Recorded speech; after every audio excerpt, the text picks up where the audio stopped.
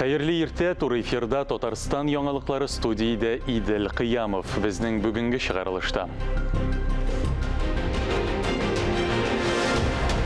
Республикада COVID-19-га кагылышлы вәзгыять яңа чикләү чаралары кертергә мәҗбүр иде.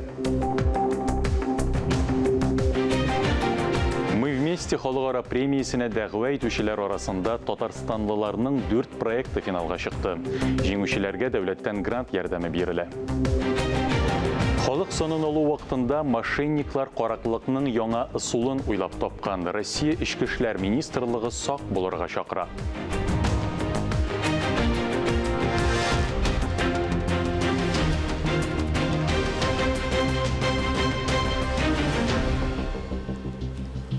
Республикада COVID-19-га кагылышлы агымдагы вәзгыять яңа чикләү чаралары кертергә мәҗбүр итә. Бу хакта Татарстан Республикасы президенты Рөстәм Миңнеханов Татарстан Республикасы хөкүмәте йортында узган традицион киңәшмәдә хәбәр итте.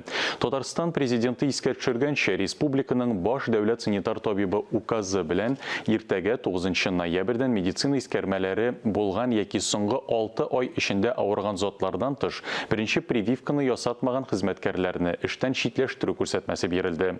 Халыкны коронавирус инфекциясеннән вакцинацияләү дәвам итә. Әмма Рөстәм Миңнеханов киңәшмә барышында 60 яшьтән өлкәнрәкләр арасында вакцинацияләү тиешле дәрәҗәдә булмавын билгеләп үтте. Ходай Тәгалә сакланганны саклармын дип әйткән. Нет другого.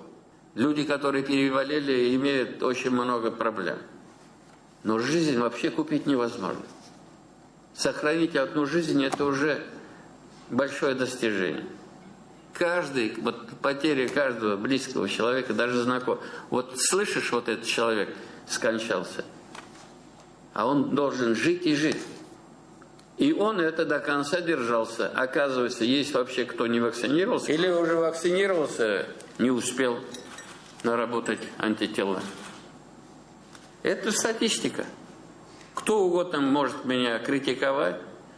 Значит, мы будем принимать меры принудительные. Кызганычка каршы коронавирус белән бәйле вәзгыять катлаулы һәм киеренке тапшыруыбызны кайгылы хәбәр белән дәвам итәбез. Татар җәмәгатьчелеге язучы, шагыйрә һәм тәрҗемәче Фәйрүзә Мөслимованы соңгы юлга озатты. Фәйрүзә Мөслимова 1954 елның 9 июлендә Татарстанның Актаныш районы Иске Балтач авылында туа. Иске Кырмаш аннары Актаныш урта мәктәбендә белем ала. Казан дәүләт университетының журналистика факультетын тәмамлый. Яшь Ленинче газетасында соңыннан Ялкын журналында эшләп балалар һәм үсмерләрнең дустына, сердәшенә әйләнгән шагыйрә. Ярату яралары, Апрель кары гөрләвекләр, Әлифба, бүләк һәм башка китаплар авторы. Аның сүзләренә дистәдән артык җыр иҗат ителгән шагыйрә Фәйрүзә Мөслимова Самосырова зиратында җирләнде. Якыннарының тирән кайгысын уртаклашабыз. Бүген бөтен Россия халык санын алуның йомгаклау атнасы башланды. Катнашырга өлгермәгән кешеләр өйдә исәпкә алучыларны көтәргә, онлайн узарга яки исәпкә алу пунктына килергә мөмкин. Соңгылары өчен республикада конкурс игълан ителде. Анда катнашу өчен участокта исәпкә алу процедурасын узарга үз фотоңны хэштег белән социаль челтәргә урнаштырырга кирәк. 14 ноябрьгә кадәр конкурска катнашучылар арасында икешәр җиңүче сайлап алына һәм бүләккә iPhone бирелә. Оештыручылар фотография берәү генә кирәк дип искәртә. Теманы дәвам иттерәбез. Халык санын алу вакытында мошенниклар караклыкның яңа ысулын уйлап тапкан. Мошенниклар тузагына эләкмәс өчен нәрсәләрне белергә кирәк? Бу хакта киләсе сюжетта. Бөтен Россия халык санын алу ахырына якынлаша. Әлегә мөһим чара киләсе якшәмбедә 14 ноябрьдә тәмамлана. Мошенникларның үзләрен халык санын алучылар дип тәкъдим итеп, кешеләрне алдау, акча яки әйберләрен урлау очраклары теркәлгән. Ички эшләр министрлыгы сак булырга чакыра. Зур шау-шу куптарган очрак Санкт-Петербургта булган.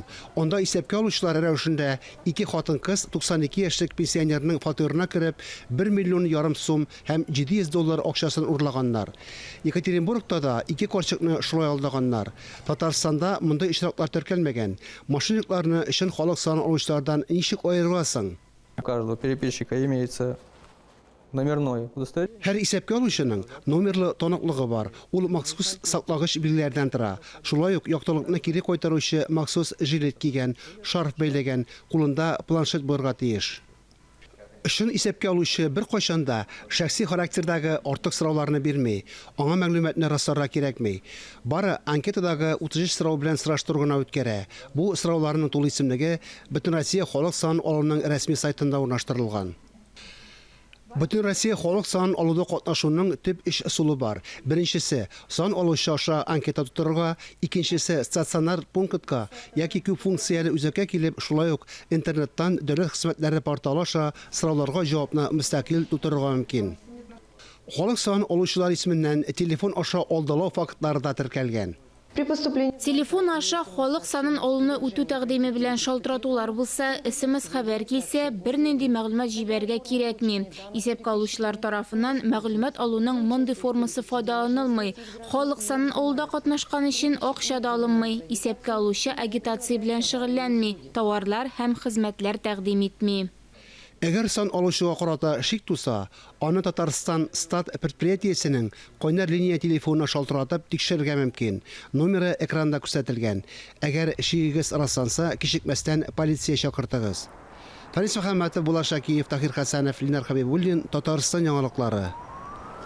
Хәзер башка темаларга күчәбез. Борынгы Алабуга шәһәренең һәр паркы һәм скверы күз уңында. Җәмәгать күзәтүчеләре аларның торышын тикшереп торалар, төзекләндерү буенча киңәш тәкъдимнәрен җиткерәләр.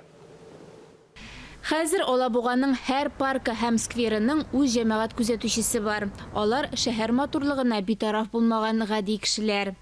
Гөлфирә Бердәгалиева шундыйларның берсе. Аның карамагында Георгий паркы һәм йорт янындагы бакча скверы. Һәр иртәдә ул паркта йөрергә чыга. Микрорайон халкына шундый бүләк ясаганы өчен шәһәр җитәкчелегенә рәхмәт әйтәсем килә. Бик яхшы ясадылар. Миңа табиб шунда йөрергә киңәш итте. Биредә кыйма җиһазларны ватучыларны күреп йөрәгәрне. Паркны матур киенчә саклыйсы килә. Шуңа күрә гел күзәтеп, тәкъдимнәрне җиткереп торам. Аны шәһәрдәге кайбер кешеләрнең җәмәгать киңлекләренә мөнәсәбәте бик борчый. Гөлфирә апа көн саен җимерү, вату күренешләренә очрый. Ямьсез сүзләр язучылар, рәсем ясаучыларга да эше пыша. Ватылган, җимерелгән урыннарны фотосурәткә төшерәм. Аларны идарәче компаниягә бирәм. Тәртипсезлек күренешләренә чик куясы иде. Тиешсез урында этләрне йөртүне дә туктатырга вакыт.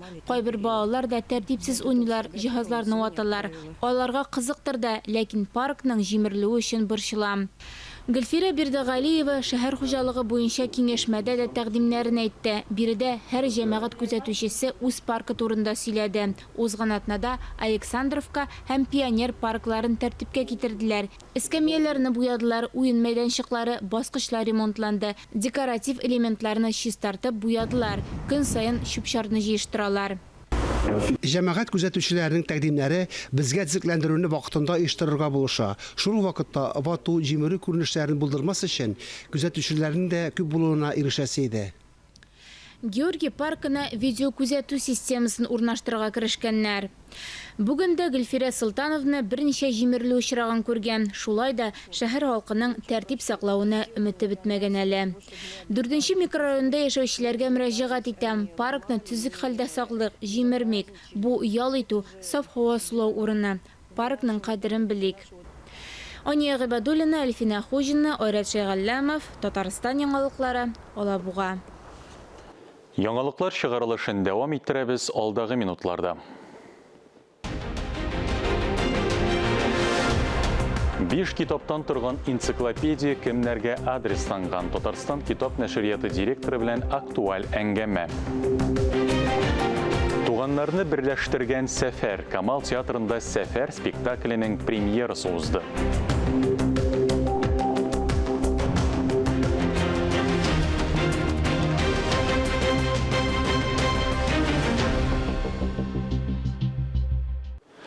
Яңалыклар чыгарылышын дәвам иттерәбез. Татарстан китап нәшрияты Татарстан президенты каршындагы татар телен саклау һәм үстерү мәсьәләләре комиссиясе белән берлектә балалар бакчасы энциклопедиясе бастырып чыгарды. Шул уңайдан студиябезгә Татарстан китап нәшрияты директоры Илдар Сәгъдәтшинне чакырдык. Аның белән әңгәмәне коллегам Айзилә Батырханова алып бара. Исәмсез, хөрмәтле телевизор караучылар. Китап укуны яратырга өйрәтү безнең үз балабызга бирә алган иң яхшы бүләгебез дигән танылган актриса һәм балалар педагогы Сесиль Лупан. Китап укудан бала ләззәт алырга тиеш. Уку уен кебек үк кызык булганда гына балаларны мавыктыра. Әнә шундый төсле мавыктыргыч китапларны Татарстан китап нәшрияты тәкъдим итә. Бүген без Татарстан китап нәшрияты генераль директоры Илдар Сәгъдәтшин белән актуаль әңгәмә корырбыз. Исәнмесез, Илдар әфәнде? Исәнмесез. Инде алда әйткәнебезчә, чынлап та менә хәзерге чор балалары бүгенге көн балалары дип әйтик инде. Алар укый, яза белеп мәктәпкә керергә тиеш. Шушы китаплар алар инде кызыклы, мавыктыргыч булырга тиеш. Татарстан китап нәшрияты балаларны һәм аларның әти-әниләрен сөендерә аламы? Biz инде сөендерә алабыз дигән өметтә торабыз һәм бу әйберне дәлилләүче фактлар да бар. Мәсәлән, безнең кибетләребездә бүгенге көндә балалар өчен булган сатылган китапларның исемлеге дә 100дән артык. 100дән артык исемдә балалар өчен китаплар сатыла. Һәм алар чыга да тора. Без инде заманның үзгәрешләрен истә тотып, интерактив китапларда бастырабыз. Хәтта аудио, электрон китапларда, алар арасында да балалар өчен китаплар күп. Бала дигәннән ул бит инде туганда ук аның куллары китапка карата сузыла. Ул минем фикеремчә, ул бәлки геннардан да киләдер. Ул безнең татар халкы гомер-гомергә китаплы халык булган. Һәм безнең балаларыбыз да шундый. Аларга ул каннарына сеңгәндер дип исәплим мин. Инде менә соңгы быел чыккан китапларга гына килгәндә, быел безнең ел азагына кадәр шактый гына яхшы менә шул заманча китаплар чыгарга тора. Ул да булса төймәле китаплар дип әйтәсем килә инде, аудио модульле, ул кнопкасына басып сөйләшә торган китаплар. Бу берничә бу китаплар инде иң беренче чиратта алар балалар бакчаларына таратылачак. Инде бүген чыккан һәм инде менә сентябрь аенда без инде таратып бетергән балалар бакчаларына тараткан китаплар турында айрым тукталып үтәсем килә. Бу инде энциклопедиялар. Без инде күптән хыялланган проект ул. Төрле без бит инде төрле күргәзмәләрдә катнашабыз. Дөньяның төрле пишмагында чыккан китаплар белән танышырга тырышабыз, алдынгы тәҗрибәләрне өйрәнәбез. Менә шул исәптән Мәскәүнең Расмен һәм Эксмо нәшриятләрендә чыккан балалар энциклопедиясе бик күзгә чалынгач, бик ошап киткән иде. Инде менә безнең татар телен үстерү комиссиясе рәисе Марат Готович тарафыннан бу проект хупланыуы һәм ул аны президент белән сөйләшеп, алар буны өйрәнеп безгә ярдәм итеп, бездә бу проектның тормышка ашуы бу аеруча шатландырды. Бүгенге көндә инде 18 мең тираж белән менә шу 6 энциклопедия балалар бакчаларына тапшырылды. Һәм инде безнең балаларыбыз, алар бит инде кичкенәдән төрле кызыклы энциклопедияларга, төрле кызыклы рәсемле китапларга тартылалар. Һәм кызганычка каршы күп очракта татар телендә, үзебезнең телебездә андый китаплар сирәгрәк. Шуңа күрә менә шушы мәсьәләне хәл итәр өчен без менә шу зур тираж белән балалар бакчаларына бу китапларны илтеп тапшырдык. Һәм дә шуны әйтәс килә, бу проект әле тукталмаячак. Һәм инде менә хәзер рәхмәт президентыбызга, рәхмәт комиссиябызга, хәзер инде тагы да зуррак тираж белән тагын да зәвыклырак иттереп, тагын да күбрәк санда, инде менә хәзер 6 энциклопедия чыкканы. Без инде һәр үзебезгә максат итеп куябыз 10 энциклопедияны ясарга. Булары инде безнең кече яшьтәге балалар, инде мәктәпләргә йөрүче балалар өчен энциклопедиялар булачак һәм без аларны мәктәп китапханәләренә тапшырырга уйлыйбыз. Нинди темаларны үз иченә ала әлеге энциклопедиялар?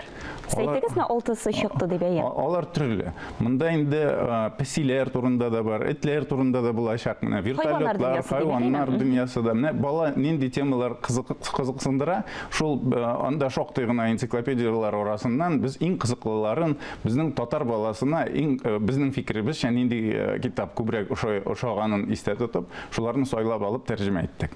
Мин бу китапларны монда студиягә да алып килдем. Әйе, без аларны күрсәтәбез, һичшиксез. Илдар әфәнде, менә мәктәпкә кергәнче бала укырга тиешле нинди татар китапларын тәкъдим итәсез? Бірінші ширхатта біздің Таткнига сайтына мөрәҗәгать итүне сорыйм. Мында инде безнең татар халкында булган элек-электән чыккан китаплардан башлап, аларның электрон вариантлары да бар, аудио вариантлары да бар. Инде әйткәнемчә, беренче бала инде ул Тукайдан башларга тиештер дип уйлыйм. Әмма ләкин безнең иң кичкенә, иң нәни балалар өчен дә материалларыбыз бар. Алар бит инде беренче көннән үк теге катыргы китапларны аларга тешләп тә карарга кирәк. Менә шул кнопкалы китапларга басып карарга, басып әбенә баскач та, ул китап сөйләп җибәргә һәм саф, чиста татар телендә сөйләп җибәрүе, ул бит тагын да әти-әнисенә дә күңелле булачак бит инде. Менә шушы китаплар инде безнең узган елда чыгарган идек. Аны шул комиссия ярдәме белән без узган ел азагында балалар бакчаларына тараткан идек. Шулай ук һәм дә инде бер өлеше сатуга да чыкты. Һәм шунысы кызык. Аның сатуга чыгуы белән ул туп-тубыз дип атала торган китап мен аны монда да алып килдем. Ул шунда бер ай вакыт дигәндә сатылып та бетте. Һәм аны килеп сораучылар әле бүген дә бар. Инде бер ел сатып бетергән безгә. Һәм һаман бу китап буламы, яңадан басыламы? Шуны сорап килүчеләр бар. Без инде бу проектны дәвам итеп, инде яңа китаплар бастырырга дип заказ бирдек. Аларны шушы көннәрдә генә көтәбез. Алар безгә килеп җитәргә тиеш. Димәк, инде бик нәтиҗәле эшлисез. Һәм башка китапларны да менә иң кызыклы китапларны яңадан бастыруны да карыйбыз. Мәсәлән, безнең нәшриятыбызда 30 елдан артык эшләгән баш художнигыбыз Альменов, Байназар Альменовның рәсемнәре, аларны бөтенсе таный. Шурәле, Су анасы китаплары иң беренче чыккан китаплар, ул бизәгән китаплар. Һәм менә шул китапларны яңадан бастырып чыгару зур тираж белән, аларның да тиз арада сатылып бетүе, ул да китап укучы бар һәм моңа кызыксыну бар икәнлеген дәлилли. Яхшы, бик зур рәхмәт кызыклы әңгәмә өчен, Илдар әфәнде. Хөрмәтле телевизор караучылар, мин сезне кабаттан коллегам Идел Кыямовка тапшырам. Хәзер игътибарыгызга Татарстан Республикасының Мәдәният министрлыгы белән берлектә әзерләнгән мәдәни ярдәмче сәхифәсен тәкъдим итәбез. Без бу атнада республикабызның мәдәният оешмаларында узучы спектакльләр, күргәзмәләр, концертлар һәм премьералар турында сөйлибез. 9 ноябрьдә Буа дәүләт драма театры сәхнәсендә Салават Юзеевның «Акылсыз никах» яки «Кияү урлау» дип аталган пьесасы буенча куелган «Никах» спектакленең премьерасы. Режиссеры Владимир Кузнецов. «Никах» кияү белән кәләшнең кавышу йоласы. Спектакленең нигезендә маҗараларга корылган киеренкелек. Кәләшне урлау йоласы күп кенә халыкларда бар, ләкин кияү урлау ул нонсенс. Моны үз күзләрең белән күрергә кирәк. Кыскасы, сезне җырлы биюле күңелле тамаша көтә. 10-11 ноябрьдә Галискар Камал исемендәге Татар дәүләт академия театрының кече залында Буа дәүләт драма театрының «Шыбага» спектакле күрсәтелә. Әдәби композиция авторы һәм режиссеры Тимур Кулов. Бу спектакль татар авылы халкының мәхәббәт, талант, бурыч, яшәеш, үлем турындагы уй тәэсирләрен чагылдырган мозаика. Спектакль авыл хатын-кызлары белән аралашуга, халык җырларына, биюләренә, милли йолаларга, гореф-гадәтләргә нигезләнгән. Спектакль беркемне дә битараф калдырмас, чөнки бу татар халкының тарихы, мәдәнияте, көнкүреше һәм язмышы гына түгел, элеккеге буыннардан күчкән тарихы да, тарихны онытырга ярамый. Шунсын да билгеләп үтәргә кирәк, спектакль Алтын битлек фестиваленең лонг битенә эләккән. Бу театр бүген зур күтәрелеш кичерә. Һәм театрның үсешен билгеләүче шу ике спектакльне сезнең күзлектән килеп күрү һәм сезнең фикерне ишетү безгә зур бәя булачак. Без сезне көтәбез. Килегез, рәхмәт итегез. 12 ноябрьдә Казан яшь тамашачылар театрында Григорий Остер әсәре буенча куелган «Папа-мамология» спектакленең премьерасы. Режиссеры Родион Букаев. Язучы Григорий Остер һәм популяр Майнкрафт видео уенын нәрсә берләштерә? Родион Букаевның «Папа-мамология» спектакле. «Папа-мамология» ул өлкәннәр, аларның яшәү тирәлеге, проблемалар һәм гадәтләр турындагы фән. Алёша исемле малай әлеге фәнне ныклап өйрәнергә булган. Күзәтү объектлары сыйфатында үз гаиләсен, әтисен, әнисен, бабасын һәм әбисен сайлап алган. Дөрес, гаилә баланың тикшерү усулларын гел хупламый. 13 ноябрьдә Казан яшь тамашачылар театры сәхнәсендә Владимир Набоковның «Приглашение на казнь» спектакле. Режиссеры Илнур Гарифуллин. Спектакль Татарстан Республикасы театр әһелләре берлеге грантына куелган.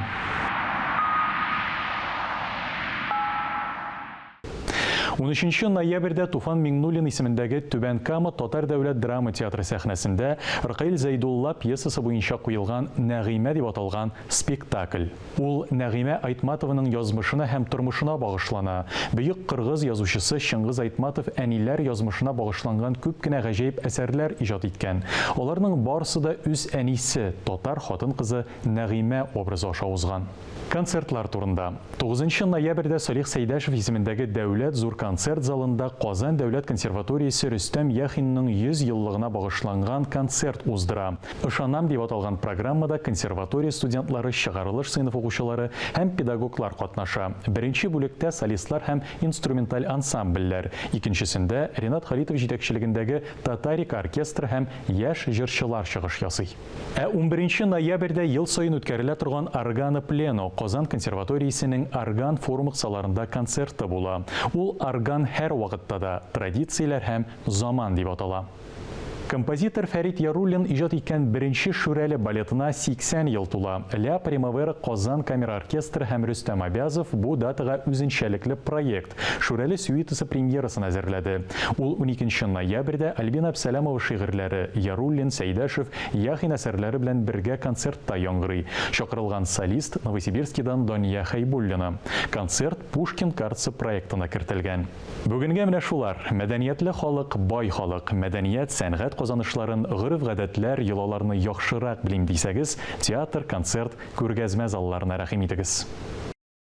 Марсель Сәлимҗанов исемендәге республика премиясенең яңа лауреатлары билгеле. Әлеге премия Россия Федерациясенең атказанган Татарстанның халык артисты Илдар Хайруллинга, драматург һәм режиссер Салават Юзеевка һәм Живой город заманча сәнгатькә ярдәм фонды директоры Инна Ярковага бирелде. Тантана Камал театрында узды. Шул ук театрда бу көннәрдә Сәфәр спектакленең премьерасы күрсәтелде.